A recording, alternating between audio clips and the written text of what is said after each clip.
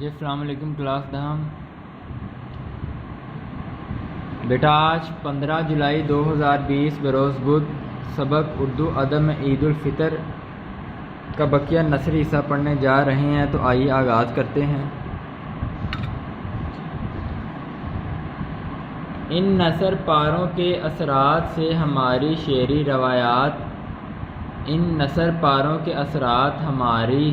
روایات پر بھی پڑے ہیں۔ اثرات، اثر کی جمع، اثر کا مطلب باقی رہنا۔ شعری روایات، روایت کی جمع جو معمول میں ہو، عام ہو۔ جی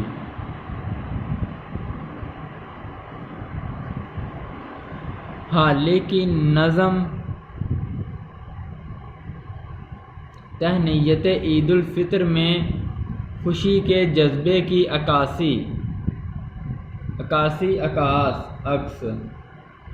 کے علاوہ عید کو مذہبی اقدار سے بھی ہم آہنگ کیا گیا ہے، جوڑا گیا ہے، ملایا گیا ہے۔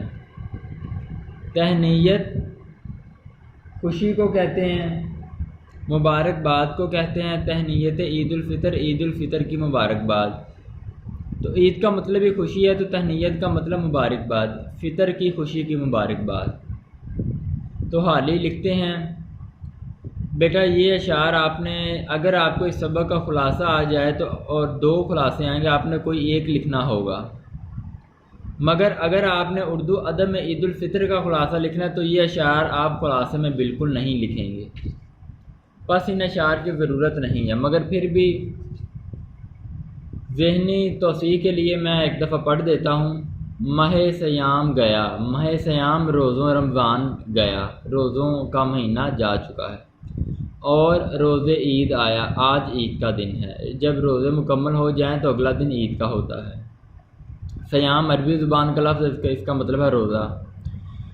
خوشی کی عید کا حق ہر کوئی بجا لایا، کہ ہر مسلمان عید کی خوشی کا حق لے کر آیا ہے، جو بھی ملتا ہے وہ عید کی خوشی کی مبارکباد دیتا ہے۔ کیا ہے شکر خداوند روزہ داروں نے، کہ روزہ داروں نے اللہ کا شکر ادا کیا ہے، کیوں کہ اپنے صبر کا انعام ہم نے بھر پایا، کہ اب ہم نے جو رمضان میں صبر کیا تھا اس کے انعام میں اللہ نے ہمیں عید الفطر دیکھنے کا موقع دیا۔ جی بیٹا آگے۔ اقبال جو کہ ہمارے قومی شاعر ہیں، اقبال کے ہاں ہلال عید، عید کا چاند صرف ہمیں خوش ہی نہیں کرتا، ہماری ہنسی بھی اڑاتا ہے۔ جی یہ چاند ہماری ہنسی کیسے اڑاتا ہے؟ جب ہم عید کے چاند پہ غور کرتے ہیں تو ہمیں بچپن بھی نظر آتا ہے۔ جب ہمیں بچپن نظر آتا ہے تو بچپن کی گزاری ہوئی عید اور تصویر کشی سب کی سب ہمارے سامنے آ جاتی ہے، تو اس طرح ہمارے چہرے پر ایک تبسم سی چھا جاتی ہے، وہ ہنسی مزاح کی صورت میں آتی ہے۔ یتیموں کی عید کے بارے میں بھی اقبال نے اس رویے کی عکاسی کرتے ہیں، جس پر نثر نگار بھی خامہ فرسائی کرتے ہیں۔ جی بیٹا خامہ فرسائی کرنا، تحریر کرنا، لکھنا، نثر نگار نثر لکھنے والے، بس یہی معنی فی الحال مجھے نظر آ رہے ہیں۔ رویہ سلوک کو کہتے ہیں بیٹا۔ عکاسی اس کا میننگ میں آپ کو پہلے بیان کر چکا ہوں۔ ظاہر ہونا۔ یاد طفلی، طفل بچے کو کہتے ہیں، تو یاد طفلی بچپن کی یاد کو عید کے چاند کی تصویر کشی پر مجبور کرتی ہے۔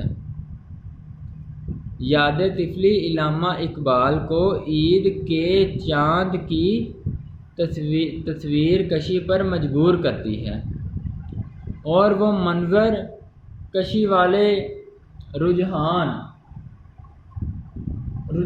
رخ کسی کی طرف مائل ہونا، رجحان کی طرف مائل ہو جاتے ہیں۔ کیا لکھتے ہیں؟ اے ماہ عید، ماہ عید، عید کا ماہ، عید کا چاند، بے حجاب ہے تو، اے عید کے چاند تو بے پردہ ہے، تو بے حجاب ہے۔ حسن خورشید، خورشید سورج کو کہتے ہیں، حسن خورشید سورج کا حسن کا جواب ہے تو، تو سورج کے چمک دھمک آب و تاب اور سورج کے حسن کا جواب ہے۔ تو کمند غزال شادی ہے، کمند آسمان اور آسمان پر موجود ستاروں کو کہتے ہیں کہ تو آسمان پر ایک خوشی ہے، شادی کا مطلب خوشی ہوتا ہے۔ لذت افزائے شور طفلی ہے، شور طفلی، شور طفلی، بچپنے کا شور۔ اے عید کے چاند تو ہمیں بچپن کے شور کی لذت بھی فراہم کرتا ہے، لذت افزا ہے، لذت فراہم کرنے والا ہے۔ ظاہری بات ہے جب عید کے چاند کو دیکھا جاتا ہے تو بعض اوقات انسان کو بچپن سے جا ملاتا ہے۔ آگے آئیں۔ مجموعی طور پر عید الفطر سے متعلق موضوعات ہماری شاعری کے بنیادی رخ کو ظاہر کرتے ہیں۔ پہلا رخ، اول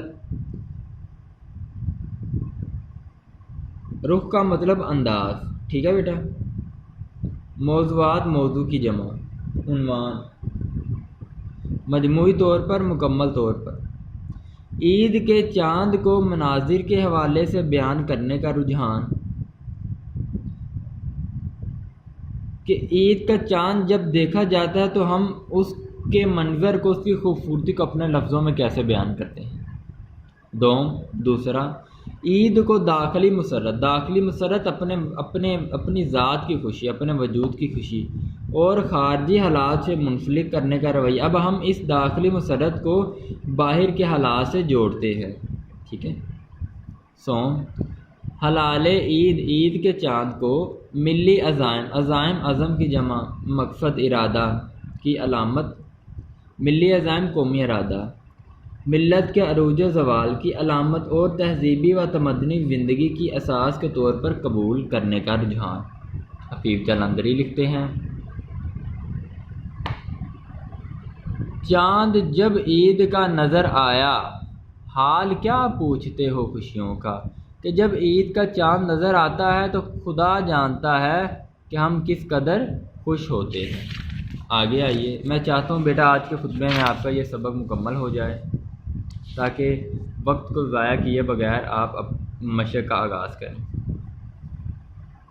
آسماں پر ہوائیاں چھوٹی، خوبصورت ہوائیں چل رہی ہیں، نوبتیں مسجدوں میں بجنے لگیں، شکر سب خاص و عام کرنے لگے کہ سبھی اللہ کا شکر ادا کرنے لگے، مسجدوں میں آوازیں آنے لگیں، اذانیں ہونے لگیں، نکارے بجنے لگے کہ صبح عید ہے، مبارک ہو، روزہ دارو صبح ہی عید ہے، اور ہم باہم سلام کرنے لگے، عید میں ملنے لگے۔ اس کے بعد مجید امجد عبد المجید سالک لکھتا ہے، ہلال عید کی گردوں، گردوں آسمان کو کہتے ہیں، پہ آمد آمد ہے، یعنی عید کے چاند کی آسمان پر آمد ہو چکی ہے، جو راحت نظر امت محمد صلی اللہ علیہ وآلہ وسلم ہے۔ اب یہ جو ہلال کا چاند آسمان پر ہے، یہ امت محمد صلی اللہ علیہ وآلہ وسلم کے لیے راحت کا، یعنی تمام مسلمان امت محمدیہ کے لیے راحت کا باعث ہے۔ ہزار شکر کے مسلم ہے شاد آج کے دن، اللہ کا کروڑ شکر کہ آج کے دن، عید کے دن تمام مسلمان آباد ہیں، شاد ہیں، سبھی جہان میں ہیں بامراد آج کے دن، اور آج سبھی کی مرادیں یعنی منتیں پوری ہو چکی ہیں کہ یا اللہ روزے نصیب فرما، اور روزے کے بعد ہمیں عید دیکھنے کا موقع میسر فرما۔ طالب علی عبادی لکھتے ہیں، جو کچھ بھی ہو تو آج اثر اپنا دکھا دے، روٹھے ہوئے مسلم جو ہیں ان سب کو منا دے۔ عید کو کہا گیا ہے کہ آج جتنے بھی مسلمان بھائی دوست احباب آپس میں ناراض ہیں تو اپنا اثر دکھا کے ان کو آپس میں گلے ملوا دے، ان کو آپس میں صلح کروا دے، آپس میں جو دن رات کا جھگڑا وہ مٹ جائے، اسلام میں جو تفرقہ پیدا ہے وہ مٹ جائے، دن رات کا جھگڑا بھی ختم ہو جائے، اور جتنے بھی فرقوں میں لوگ بٹے ہیں اور فرقہ واریت کی بنیاد پر ایک دوسرے سے دور ہوتے ہیں، آج وہ فرقہ واریت مٹا کر ان سب کو آپس میں گلے لگا دے۔ بیٹا سنی ہے، اہل حدیث ہے، وہابی ہے، دیوبندی ہے، عید تو بیٹا سب کی ہے نا۔ تو شاعر بھی یہی کہتا ہے کہ تفرقے میں جو بٹے ہیں ان کو ختم کر کے آج ان کو گلے ملا دے۔ جی، اس رجحان نے تخلیقی سطح پر تخلیق کرنے کی جگہ بنانا، قائم کرنا، ایک نئی سمت کی طرف اشارہ کیا ہے، جس سے یہ نتیجہ نکالنا بے موقع نہ ہوگا، بے موقع بے فائدہ، کہ عید کا تصور مسلمانوں کے یہاں محض تہوار منانے اور اچھل کود کو کلچر بنانے پر منحصر نہیں، بلکہ اس خوشی کا رشتہ ہے جو ہماری اقدار میں بہت دور تک جاتا ہے۔ تصور، سوچ، خیال، محض صرف اچھل کود، ہنسنا کھیلنا، کلچر، تہذیب، منحصر دار و مدار، انحصار، ہماری اقدار قدر کی جمع، جس سے عید کے بارے میں اردو شاعراں نے تخلیقات کو ایک سمت ہی نہیں ملتی، بلکہ ان کا تعلق ہمارے داخلی رویوں کے ساتھ اتنا گہرا ہے کہ ہماری شعری روایت میں یہ صرف یک طرفہ مناظر کشی تک جا کر ختم نہیں ہوتا۔ عید کی شاعری ہماری روایات کا اہم اور ناقابل فراموش حصہ ہے، ناقابل فراموش جو بھلایا نہ جا سکے۔ یک طرفہ، ایک طرفہ، ملانات، رجحانات۔ جی، ماخذ ہے اردو ادب کے ملانات، یہ یہاں پہ بیٹا ماخذ اردو ادب کے ملانات۔ بیٹا آج کا ہمارا موضوع اپنے اختتام کو پہنچا، کل جمعرات کو ہم انشاءاللہ مشقی سوالات مکمل کریں گے۔ اسی کے ساتھ میں محمد رمضان آپ سے اجازت چاہتا ہوں۔ میرے پیارے طالب علم، آپ کا آج کا کام، آپ نے سبق عید الفطر کا مکمل طور پر خلاصہ اپنے نوٹ سے یا کسی بھی کی سے یا بک سے اچھی طرح یاد کر ایک دفعہ کاپیوں پر لکھنا ہے۔